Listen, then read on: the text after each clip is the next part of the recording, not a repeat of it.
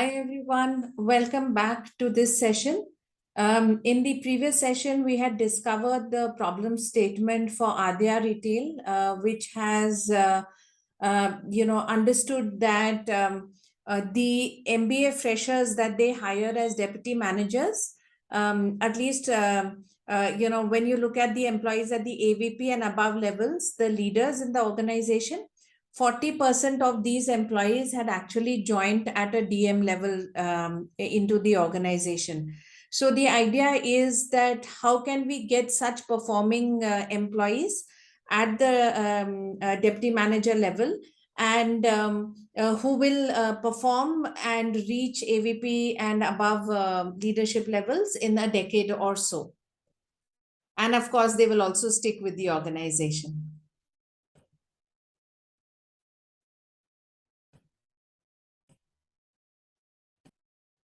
So here is the Excel sheet which I had started making. You remember we had spoken about the fact that we will use the Dekova and I methodology. And in a summary sheet right in the beginning, after the data sheet and the data dictionary, we had started creating the summary sheet in the Dekova and I methodology. So the first part is, of course, defining the problem statement, which we have adequately defined and understood that we want to create a look-alike model. The second is, of course, collecting the data. Now, the data is very limited to the data sheet itself. We don't have extra data to look at. Okay. The next option therefore becomes understanding this data. How much of missing values do we have? How clean is the data? How good is the data? Again, this is fairly straightforward in the sense that the performance scores for the organization lie between 1, 2, 3, 4, and 5, with 3, 4, and 5 signifying average and above average performance. The attributes, as I've mentioned to you, come from the tests taken at pexitest.com. Do go and check out the website. And, we had used the competency assessment and the cognitive assessment for this exercise. The location are multiple, east, west, north, south. And, this is the only non-numeric data that we have, which is location. So when we looked at missing values, this is, you can see, the first part was to count out the blank values, which is done through a common function, which you can just go to insert and into formulas. And here, if you say insert function, here you can just add in the count blank function and check. Okay, how many blank values exist in that column of data? And you can see that pretty much there is 0 blank values. And if you just do it as a percentage also of the total count of 40, there's no missing values. So if we go back to the third sense, we've got to organize our data, right? So we've got to clearly now understand which is the problem statement, the Y variable, and then we are going to look at the characteristics of data. So the first thing is missing values, which we have already seen. There are 40 rows and 16 columns, and no variable has missing values. We just saw that.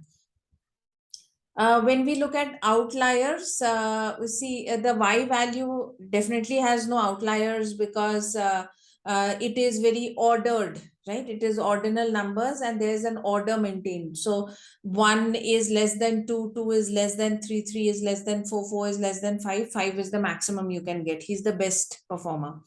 And therefore, no outlier check is required.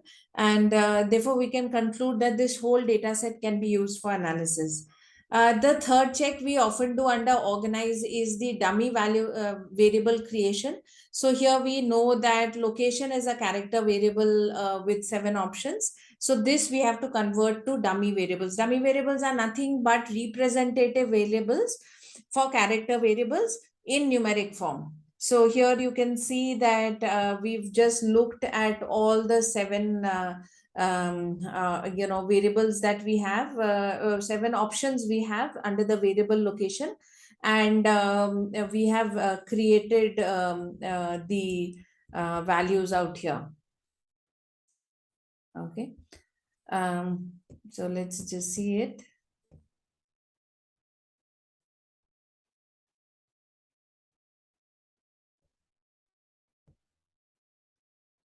So 1, 2, 3, 4, 5, 6, 7.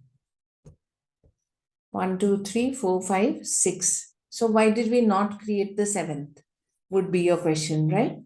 So you don't need to create the seventh, because if all the six are zero numbers, the seventh automatically is implied in that, right?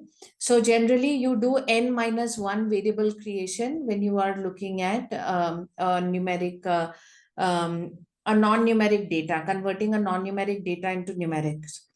Okay, so here again the formula is very simple. You can even do this step manually. So is the location Agra? If yes, then 1, else 0.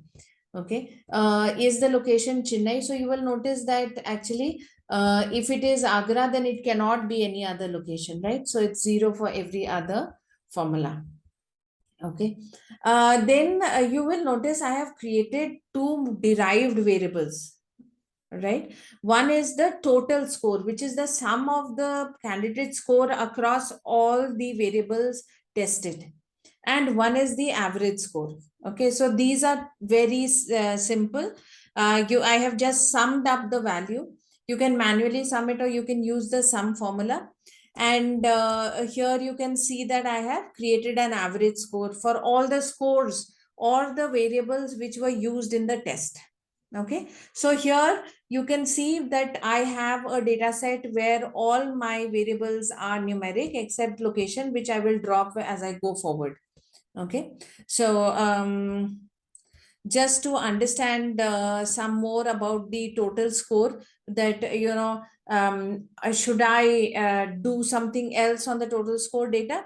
I have just looked at this total score data and divided it into hundreds. So that's 500 to 600, 600 to 700, 700 to 800. Just banded them up. Okay, so that I have an understanding of, do people in certain bands behave differently. You can definitely try out a few permutation combinations and choose. So like I've created total score 2. If you had decided to also create bands of 50 points, you could have done it, so that your band could even read 500 to 550, 550 to 600, and the like. Okay, so what do I find? That yes, there are, like, all the people who got a 5 only seem to be in the total score band of 600 to 700, right? So even the 4s, we have a majority out here. So we can see some things here, while in the 3s I can see that there are significant numbers even here. Okay, so let's go ahead and create this furthermore here.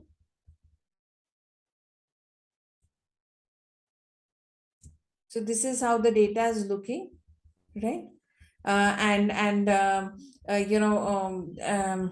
This is the data without the formulas. So here I have just taken data 2 and copy pasted it here so that it's without the formulas. And I thought I will just do some understanding of a visualization. So we've done defining the business problem, collecting the data, organizing the data, and now we are trying to visualize it, understand the data a bit more through visualization, right? So here in the Tecova and I, we have reached the visualize stage. Okay, so we're going to look at data 3, and we are going to look at this pivot that has been created on data 3. So if I just look at this and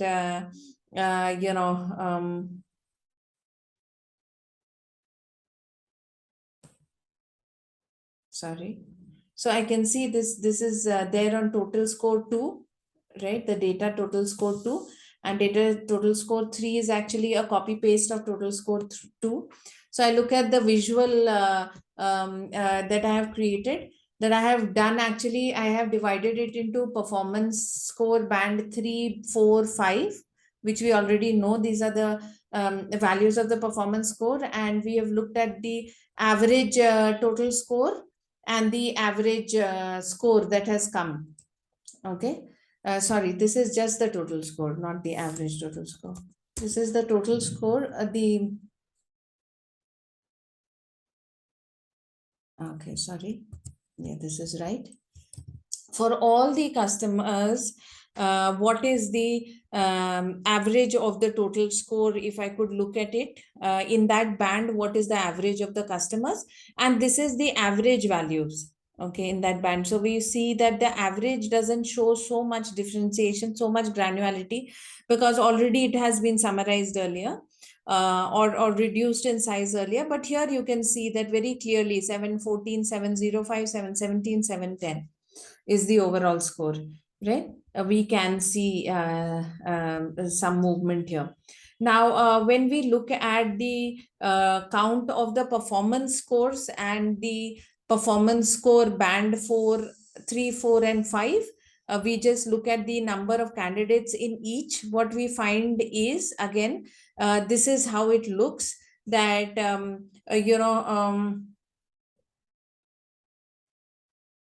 we have in 500 and 600, we only have band 3 and we have band 4. Okay. In 600 to 700, we have definitely got a large amount of band 3. We also have band 4 and 5 in smaller values. But here in 700 to 800, you can see we majority, the band 4 contribution is quite significantly high. And from 800 to 900, we have no band 3s at all. Okay, so we are seeing some trends emerge. We are understanding our data better. Again, here, when we look at the count of candidates and their score, and look at it in a different way also, we can see that if in 500 and 6 to 600 we have 6 candidates, 600 to 700 we have 10 candidates, 700 to 800 we have 18 candidates, and 800 to 900 we have 6 candidates. So the attributes, if we just look at the scores of the attributes that were measured, that too has a certain trend. A majority are in the middle, much like a normal distribution, right? So this is an expected trend. Okay. So now the question becomes that what do we do next? So the main idea you will notice is that I have kept the employee ID and location on the left side of the performance score, because this is my Y variable. And now what I want to do is I want to move into the analysis stage.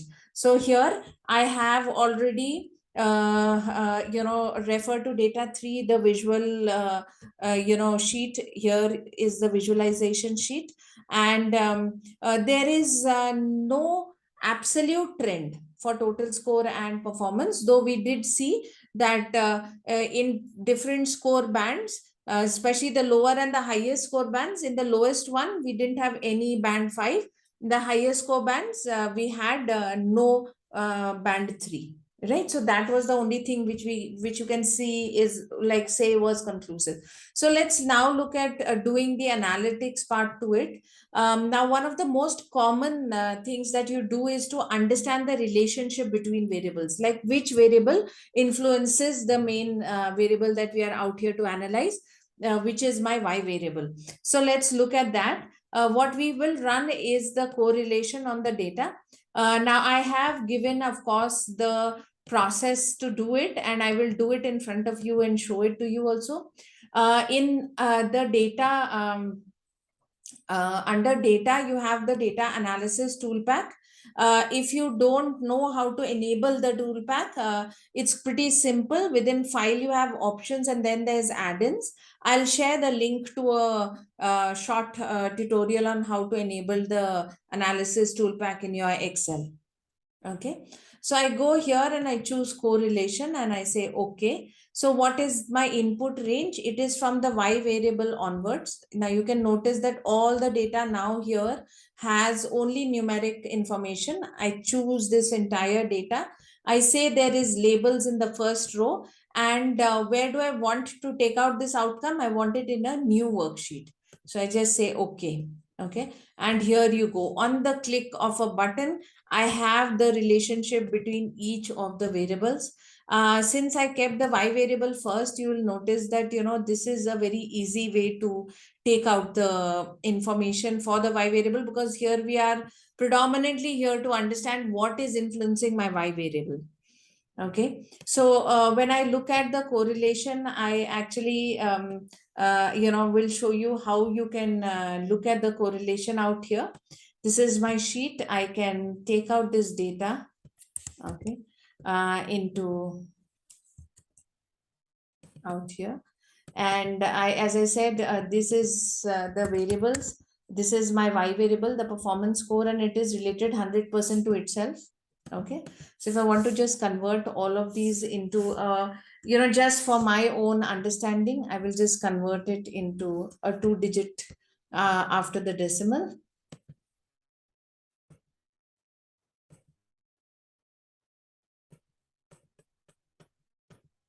And I will just remove the negative value. So correlation is, as I mentioned, the relationship between two variables. A positive correlation means that when one variable increases, the other also increases. A negative correlation means when one increases, the other decreases. Simple. So the plus or the minus actually just shows the direction of the relationship. So I will do the absolute value to remove the positive or negative, because that's only the direction, right? We can always check the direction later. So I will just do the formula ABS absolute, and I will just enter this, right? So here you go. We can see the absolute values. Okay. And then I will just sort the data so that I can see the relationship, the most important relationships at one go. So I will just go here and I'll go to data and I'll say sort on the absolute value, largest to smallest. Okay. So here you go. These are the variables, okay, which have the maximum relationship. They are sorted now in the position of their relationship. What type of relationship does this have? This has a achieving goals and objectives actually has a negative relationship. So whenever people have higher achieving goals and objectives, they seem to be less performing in this organization, less meeting their organizational goals. Okay. So also if they are from Bombay, somewhere they are performing less. Now this is only for the batch of deputy managers who are recruited. So of course it gives you a reason to go back and see what was the recruitment strategy, or why are Mumbaikars or those posted in Mumbai not doing so well. Here again, people with higher inductive reasoning seem to have lower performance scores. Okay, so this type of analysis helps you come down to the top drivers. So which are the top drivers? Okay, of performance in this organization, and let us focus on the top 6 drivers, in which 2 should be avoided. So here you can see this has a negative relationship and this has a negative relationship. So we should actually look at people who score lower numbers here, and there should be 4 attributes in which people should show higher numbers. Exactly how high, that we can go here into the data and check. Okay, so we just need to mark out this data, which are these 6 variables, and we can go and check how much high is high, okay, or what is a good high. Okay, so but this is what is the outcome of this analysis, that the higher if I want to get people who are actually going to stick with my organization and reach senior manager levels, then I need to look at these, the highest possible scores in this: managing and organizing, enterprising qualities, people management, team player, value system, and adherence. So these are the attributes which are very important, and I should look for low scores for achieving goals and objectives and inductive reasoning. If I do this, if I put this out in the front end, if I put this small test, a 20-minute test where the candidate engages with the with an online system, with video proctoring, etc., to enable him to take it anytime, right? Or maybe when they come in for the interview, the people could be asked to take a 20-minute pre-test before the interview. It would go a long way in identifying upfront the type of people who may prove to be winners for this organization. So I hope you've enjoyed this video, and I will share, like I always do, a couple of links below. Do go through it. If you still have any doubts, feel free to reach me. Either you can reach me on LinkedIn or drop me a message at score@the rate of Pexitix. See you then. Bye.